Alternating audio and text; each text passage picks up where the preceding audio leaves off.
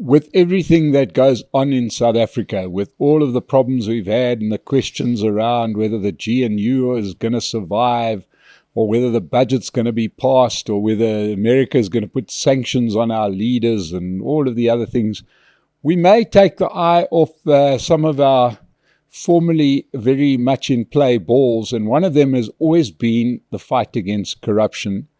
And when we talk about the fight against corruption, there's one organization that has become synonymous with that fight, and that is OUTA, the organization undoing tax abuse. And with me today is Wayne Duvenage from OUTA. Wayne, welcome back. Nice to be back again, Mike. Yeah, just our paths crossed, and as I was saying to you before we went on air, there have been other things that you suddenly get, that you cover in detail, and you just sort of forget that there's still this corruption industry in South Africa that the government seems to be quite comfortable with.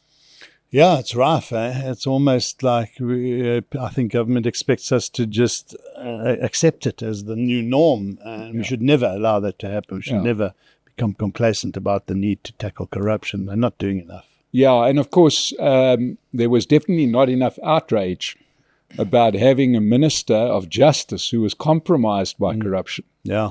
And we weren't outraged that the president did nothing about it but give her a bigger portfolio with a bigger budget. And more stuff arises around her. Yeah, so, it's just become, I've got to hand it to Cyril Ramaphosa. He's got us walking at his speed. He just sort of does nothing about these big issues, and we're so used to him doing nothing that it becomes kind of like acceptable to do nothing.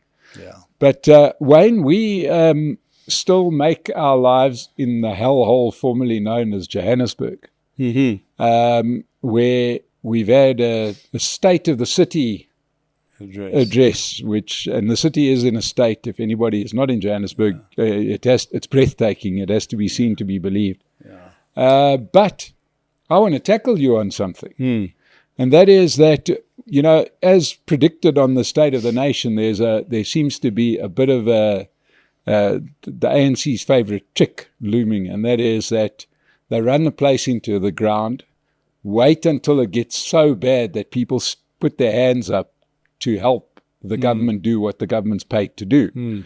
And lo and behold, what is our big event that is going to happen in Johannesburg? Well, later in the year, Johannesburg holds the G20 summit, where supposed to be the leaders of the top other 19 biggest economies in the world. We shouldn't be there, but that's a story for another day, are going to be in Johannesburg. Well, in Johannesburg, you can't drive through 2 successive traffic lights that are working. And you can't drive down 500 meters of road that doesn't have 20 potholes or working street lights. Now, it got so bad that President Cyril Ramaphosa woke out of his coma, went around the city for a day, pronounced how shocked he was at the state of the city, and that he was putting together an initiative to fix the city for the G20 summit, right? And then we see the people that he's lassoed into another committee, and in there was your organization, OUTA. Yeah. Now, the reason that I wanted to tackle you on this is that this is not dissimilar from what happened before the last elections, where we had power outages and the usual problems that go with ANC governance, when all of a sudden business coalesced under this Operation Vulindlela to fix up the ANC's problems, which, if it had have worked in time, would have made the ANC look better for the election. We've got a local government election coming up in 2026. Are you fixing up Johannesburg so that the ANC can get more votes in 2026? Are you interfering with our elections? Not at all. Not at all, Mike. So there's a entity called the Joburg Crisis Alliance. We are one of the founding members. So that's where you saw our brand linked to that. The Crisis Alliance has been hard at work at raising concerns with the city. They've been invited. So our team has been invited in to participate in and engage with this presidential working committee. Now, not much is actually happening. I think what's happened is the city of Joburg is still running it, because everything that happens in this in this repair process, the supposed repair process that the president is trying to intervene in, has to still happen within the IDP, the Integrated Development Plan of the city of Joburg. But we do smell a rat. I think we can clearly see that elections are coming, and there will be a national intervention of some sort that makes the current ruling party of the city of Joburg look a lot better when it comes to elections in 18 months' time. And the G20 happens to be in that period. So this is not about us going to glorify that process. This is about us raising serious concerns. Of course there are, and we heard that in the city of, or the State of the City address today, that there are a lot of business interventions. Discovery does pothole repairs, Outsurance is doing, and they've been doing this for a long time at the intersections, Pointsman. You've got Josie My Josie, which is supported by a number of big businesses. But these are interventions where I guess you've got a choice sometimes as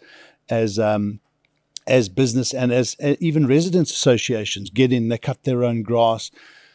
You've got to try and do something, as limited as it is, and it's not enough, just to stop the rot from going deeper and deeper. What has to happen, this is the only way out of this mess, is a political intervention, which is an election, which is 18 months down the road. And I don't think the people of Joburg are going to be fooled by all the rhetoric and the nonsense that comes out of the mayor's mouth in the State of the City address. I mean, we've heard the smart city in Lanseria for 8-9 years now. Nothing's happened other than a private intervention with regards to wastewater treatment plants. Well, we know that the traffic lights have disappeared from Lanseria, so that's all the way not there. That smart, but anyway. And I think, it was quite disappointing listening to the mayor again, but this is always the case. A lot of rhetoric, a lot of stuff that is happening or should be happening, but no mention about the Metro Centre, no mention about the billing crisis. They talk about increasing or improving their financial hygiene, but they've done nothing in the past. No mention about dealing with corruption in the city, about gross wasteful expenditure, holding people to account. It's just an absolute nonsense, and we expect it to suck this in and believe it. So I think it's going to be interesting to see the debates that come out in the city going forward. As we know, Helen Boertes has got now criminal charges laid against her. We are finalizing papers to potentially look at bringing delinquent director charges against her as well. There's just too much that is going wrong to be able to fix before the elections. We need to fix the city. We cannot let it continue to collapse. But it's going to have to be a change in government, I'm afraid, because the ANC is never going to be able to. There's that old saying, like, you don't leave people in charge of the solution who created the problem in the first place.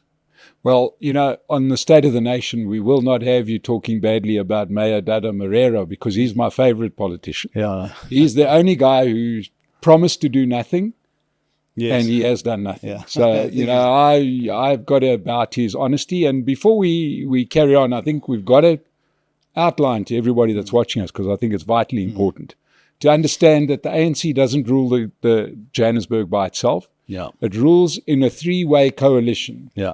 And I think there's one or two, and Al Jamar as well. But their big partners in the city of Johannesburg are the Economic Freedom Fighters, the EFF, and the Patriotic Alliance. And we recently Action SA and well. Action SA, who's got the speaker, although they're not in the alliance, but they kind of are. But we had a live event with Caton McKenzie recently, and he said, well, Johannesburg has got the worst mayor ever. And when I asked him why they why they keep him in power, he said they've got the worst mayor ever, and implying that it wasn't them. That even though they've got the deputy mayor, haven't they, in Kenny Kunene? No, he certainly is heading up Joburg Roads Agency. He's got a nice big portfolio.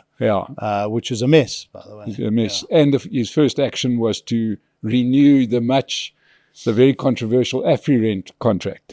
Right, where they rent all of their vehicles from a company that has been mentioned in dispatches of corruption. So I just want to, one of the things you mentioned was the Metro Centre. For the benefit of those people that don't understand what you're talking about, please explain. So the Metro Centre is a massive building. It's the administration heartbeat of the city, where you go to get your plans, your payments done. So developmental plans, housing plan, everything's there. It's a big building, and that's where the city council sits. The mayor's offices are supposed to be there. And a few years ago, there was a small fire. There was a little bit of a safety threat, and I think the slab over the basement parking needed some reinforcing. Well, what they've done is just vacated this whole place. They've moved into many buildings throughout the city. They're revamping those. One has to ask who owns those buildings. Long-term leases are now put in place. And instead of paying a lot of attention to dealing with the Metro Centre. So now there's water leaks everywhere, the ceiling's falling in, vagrants are moving in. It's going to cost more and more and more to fix it. You need to get people back to work in the administration centre of the city. We need to fix all the administration issues and the lack of digital technology and AI. We've got a lot to do to fix the city. And yet they go backwards. And, it was a little while ago, the mayor was talking about revamping the burnt-down building, the Sintiso building, to become the mayor's headquarters. Why would you want to spend that money there? Spend it on the Metro Centre. Yeah. It's crazy. And, I think a little bit more background. I mean, this whole Metro Centre thing, you could make a movie about it, because quite simply what happened was that the Metro Centre was... Literally, when we say it was vacated rather quickly, it had a small fire. Yeah. It looked like a bad braai, really. And the Metro Centre was vacated within decent haste. All the files were left behind. All the desks were left behind. Everything is as it was. And literally one day everyone said, workers are out. And as it happens, we've got offices for you all around the city in buildings that have been rented at great cost. Now, we know the finances of Johannesburg. It has an 85 billion rand budget. And the only way that they could pay their short-term expenses, their running expenses, was to get a 2.5 billion rand international loan. Yeah. And that loan was made possible by... It was supposed to be an infrastructure development loan, and they use it for operating expenses. Yeah, and that, just so that we're all sure of, was passed with the help of Action SA. We actually had them say here on the show saying, well, do you want the city to grind to a halt? Well, I must admit, I thought the city had ground to a halt, but that's just me. Yeah, but I bet your bottom dollar, I think they paid themselves bonuses last year. Let's not miss that one, because the first action of the Action SA speaker was to approve salary increases for the mayoral committee. Yeah. So, this is a city that's basically bankrupt. It is. And as I said, there's a lot of work to be done to fix it. This city, we've invested here. Businesses have invested here. This was the vibrant city. It is still the economic heartbeat of the country. But it's going south fast. And every day we don't arrest that, the longer it takes to fix. So it has to be fixed. We cannot just let it subside. We cannot... and then the solution is unfortunately, as much as civil society, business comes along and we do all these things that we're trying to do and trying to get them to become accountable.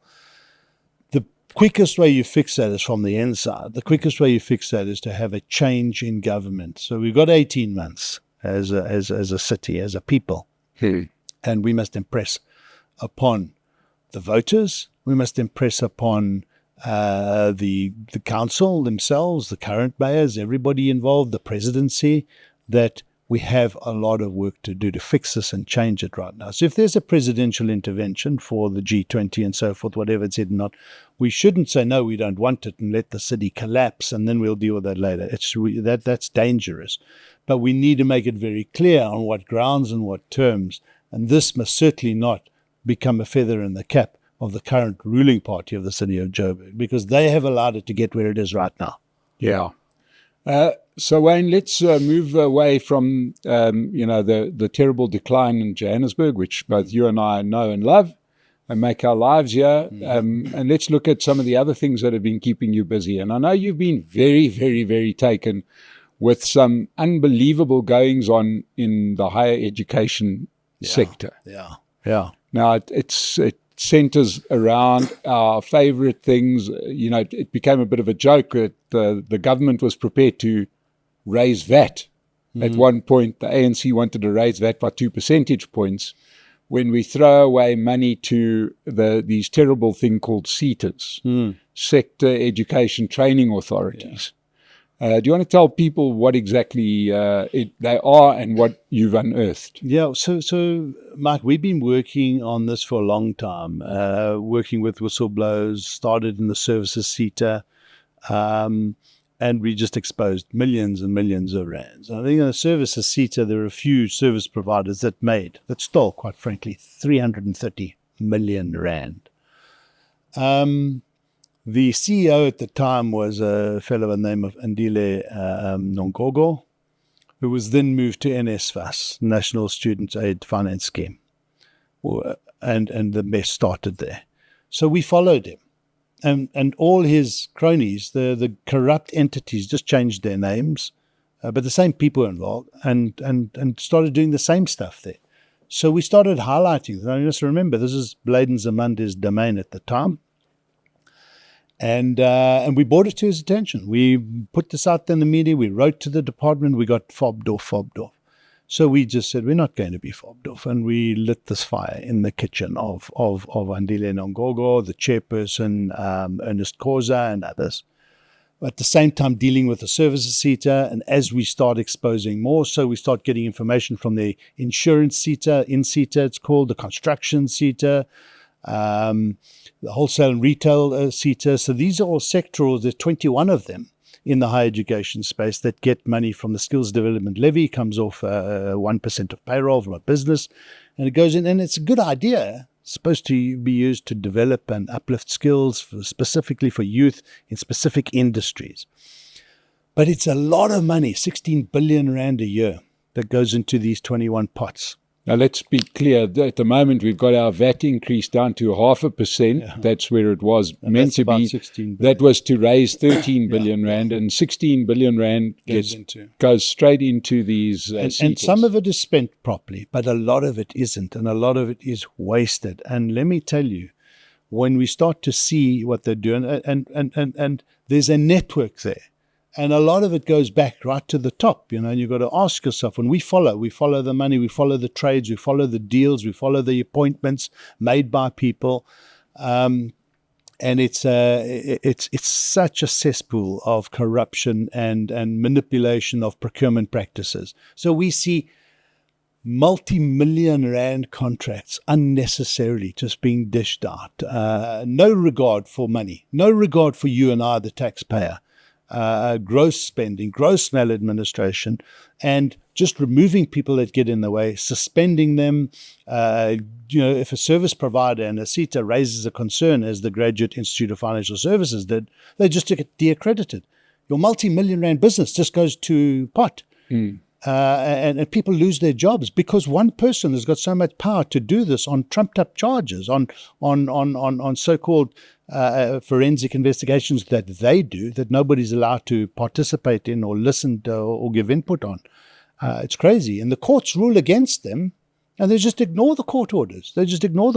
So we are going to end up funding big business payouts now in these regards. So, long story short, it's a cesspool, and I feel sorry for Nabuhle Ngubane, the new minister who took over last year. She's walked into a minefield.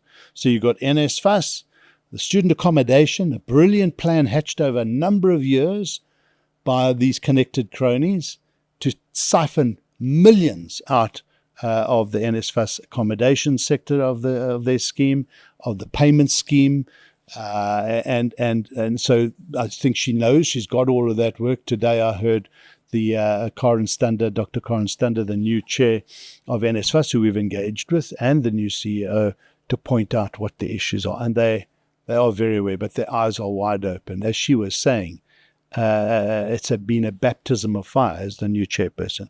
So I think what Nkabani is going to do, the new minister, and I take my hat off to her, because she's fighting and pushing back against all of these networks that are just coming at her.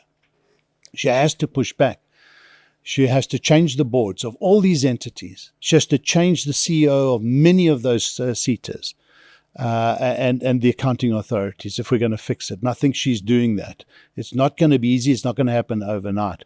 But the quicker she can do that, and the quicker we can support them and give them all the evidence that we see, and work with the Auditor General's office, who's now going to start the audits of the last financial year, the quicker I think we're going to be able to stop the rot there. That's just one department in the country. It's mind blowing, but we will get there. But now, Wayne, underpinning the work that you're doing is, it's one thing to unearth the corruption. One could say that the biggest unearthing of corruption and documentation of corruption was the Zondo Commission. Mm. But yet nobody sees the inside of a courtroom, never mind a jail cell. Yeah, we had a civil society engagement with the NPA, the National Director of Public Prosecutions, a couple of weeks ago. And the ID, they have this engagement every year or so. So it was the latest one. We made it very clear to them. Now, Shamila Batoy is on her way out. Her 8-year contract or period is coming to an end. And she acknowledges there's a lot that hasn't happened that should have happened. And they botched a number of cases, and it's quite embarrassing for them. It's not to say that nothing was done. We must acknowledge that some stuff has been done, but they haven't got to the heart of those. And we need those big, low-hanging fruit cases to move a lot faster. So we made that very clear. We are not happy with the slow progress and the dropping of those balls. They understand that. We've given them directly about 12 to 15 cases. We've done all the research, built the affidavits, all the evidence provided them. These are open and closed cases as far as we're concerned, against lots of people in high places, even Didi Mabuza, the previous deputy president. And it's so frustrating. And you cannot make excuses anymore. You know, if you don't have the prosecutors, you don't have the skills and the resources, you need to shout louder from the rooftops, because we will then shout with you. So when the budgets come up, you know, why aren't they double the size? Why is the public protector got half the staff she's got today than they had in Thuli Madonsela's days, from 700 odd down to 350? They can't keep up with the workload. So you're quite right. I mean, ask for VAT increases while you're wasting money in so many other places. And we've always said, you know, if you put a couple of billion rand extra into SARS and stop the siloed working, SARS, SIU, working with the finance sector and the NPA and the Hawks, if you get technology, get international intervention systems in place, those few billion rands will return hundreds of billions of rands. When you stop organized crime, when you go and collect VAT and taxes that you can't collect, but you should be able to collect, there's a lot of work that I think is going to unfold as a result of this debacle. But anybody that's watching this would be screaming for me to ask the obvious question. If you can present the dossier open and shut, the Zondo Commission, 5 volumes of misdemeanors and crimes, all just needing prosecution, and then Shamila Batoy, couldn't get this done. So terribly sorry, South Africa. Unacceptable. It doesn't seem like it's not done on purpose. You know, I think it's a combination of leadership, a lack thereof, resources, a lack thereof, skills, but it's not. These are not excuses. It has to change. It cannot continue. And I don't see, this comes from the top. This is, if I was the president of this country, you've got to be serious. You know, we've had the national anti-corruption strategy and the forum that's being set up and waiting to be signed 3 years ago, presented, waiting to become the formal entity, and therein a Section 9 entity that has powers, not vested in the controls of people in positions of power in government, that has the ability to start unpacking and bringing anti-corruption initiatives together. That's all just sitting there. So the president who came into power on the ticket of anti-corruption has certainly not been an anti-corruption president. And I think we all know why. The ANC is the most corrupt entity as far as, or possibly the political party in the world. When you think about the networks that are there and nothing happens, so this is a party, and it permeates right down to local government level. Yeah, it needs to be held accountable, and they just don't know how to do it because they're going to have to hold themselves accountable. Yeah, well, look, I'll say it, and save Wayne. Without putting Wayne on the spot, but it's hard not to think that there wasn't a deal made when President Zuma was relieved of his duties, that the incoming president would slow play this and not allow prosecutions and not follow these things and do this until the end of his term, as long as the former president went off into the night with his cronies who are now all in Parliament. Because obviously we saw what happened when the Zondo Commission report dropped, which implicated all of those people. We had riots in KZN. So I think that to me looked like a reminder of the deal. Yeah. The deal being you don't want to prosecute these things, or else this could happen on a bigger scale. Yeah. It seemed to me to be one of those notices, and one can only hope that the next president, he may have to not prosecute Pala Pala, but certainly the rest of it, I'd imagine, is fair game. So let's see where we go to. So you feel confident that within the higher education space something might happen, but probably not legal, probably more action by the minister. Yeah, I think Nabukhle Nkabane is on the right track so far. That's what we see. None of the previous ministers wanted to engage with us. She's engaged with us. That's a good sign, when the door opens. And then you start to see good things happening, new boards, and good people being appointed. And those people now starting to deal with the rot. So you can only go on what we see. The same thing with Barbara Creasy, although a bit slower. I think of the two, transport and higher education, I don't know which one's the most corrupt. But when you see what's happening at Sanral, still to this day, after the whole e-toll debacle, how the board overreach is just continuing. And the tenders that go out and have to stop and go out and have to stop and be redone. Those are all the hallmarks of gross maladministration, ineptitude and corruption. When you see the driver's license card tender that we had to help the minister to stop. When you see the vehicle testing centres, corruption. So you don't have to get your vehicle tested. And you look at the taxis, you wonder why. They've got all their roadworthy certificates, but they are not roadworthy. Well, that's a whole corrupt network and syndicate out there. The empires that are built in the Road Traffic Management Corporation, the Road Traffic Infringement Agency, money-making centres, which is why they want to hold on to these driver's license contracts, because there's a lot of money to be made. Anyway, so that department needs a lot of help. I think Barbara Creasy is on the right track. She's dealing with a mess at ATNS, Air Traffic Navigation Services. The list is long there, and I don't have to tell you about all the other departments. And I think when those departments and ministers start engaging and start realizing that civil society has a role to play, we can help.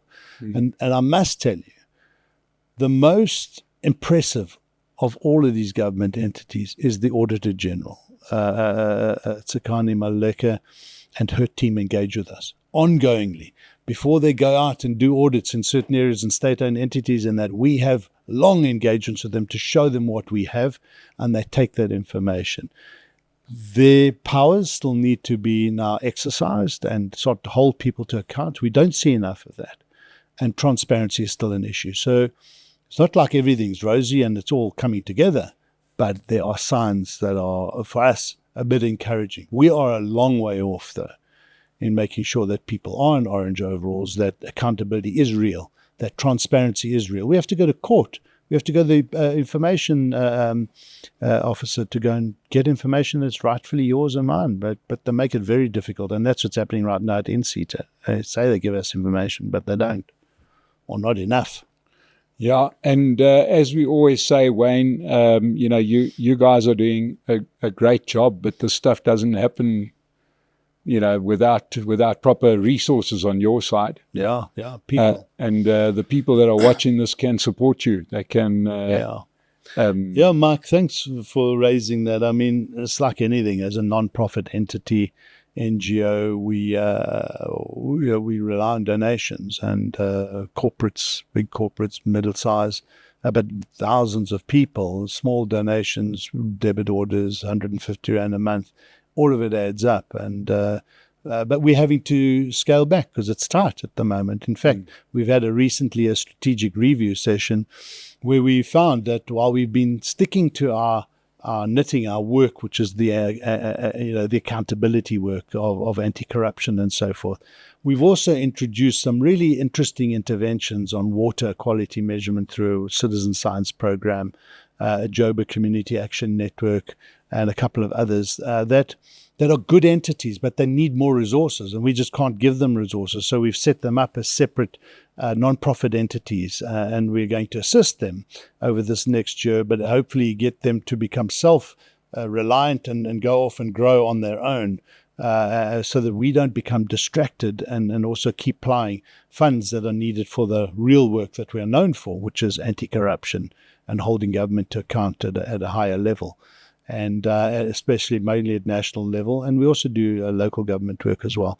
So our strategic focus is back to what we're known for, back to basics, without throwing the baby out with the bathwater on the good initiatives that are going to, I think, become quite successful. And we hope they do. We want them to succeed. So that's where we are right now.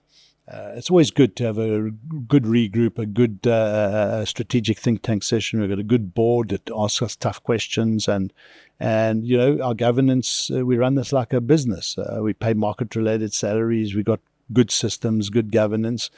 But I think, like any business, it's tough out there, and it's tougher for civil society in a time where economies shrink. America takes out aid.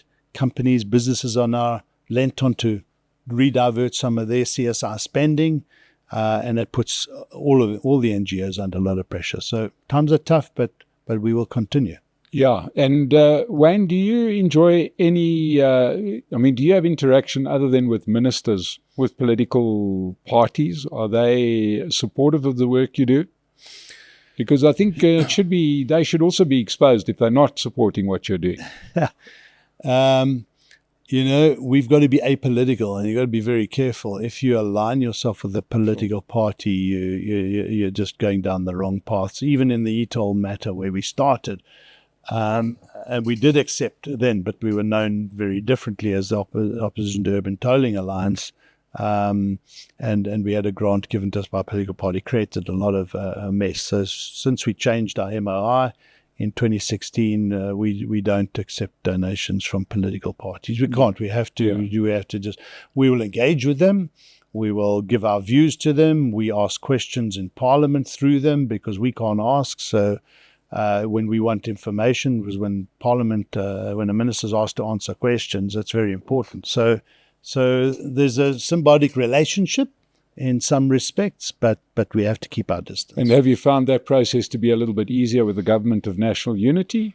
Yeah, it's been the same. We've not had to worry about anything. We've just got to be very careful. And every now and then we may go and speak at a political party function, but it comes from us wearing a civil society hat, saying, well, we want to hold you to account, and why aren't you seeing things from this perspective and that perspective? We engaged with the ANC.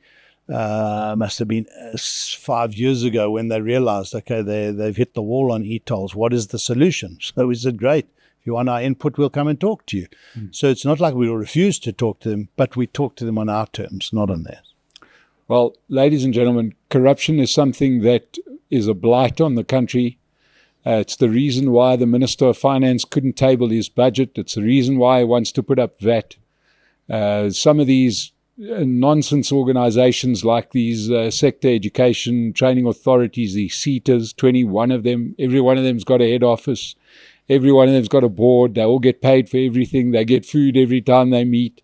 They get paid every time they go to a board exam. They have to buy, as we said, those pointy shoes and those German cars. You're paying for it. And we've got to have people like Wayne Duvenage and Outer fighting for us. So if you haven't thought of making a contribution to them, it would be money well spent. And I tell you, you're spending their money quite well, and that's Pace Car Rental, who help keep us on the air, and you who watches this, it helps push up our numbers. So subscribe to the channel if you want to support us a little bit more. Come to our breakfast on the 20th of June, where we've got Neil De Beer and JJ Tabani, who will be telling us about their view on the political situation in South Africa. Or join our community, and we're going to hopefully ask Wayne a few questions from our community in a minute. But Wayne, thank you so much for joining us for our main interview. Thank you. To everybody that's watched us, thank you so much. We'll see you again on the State of the Nation.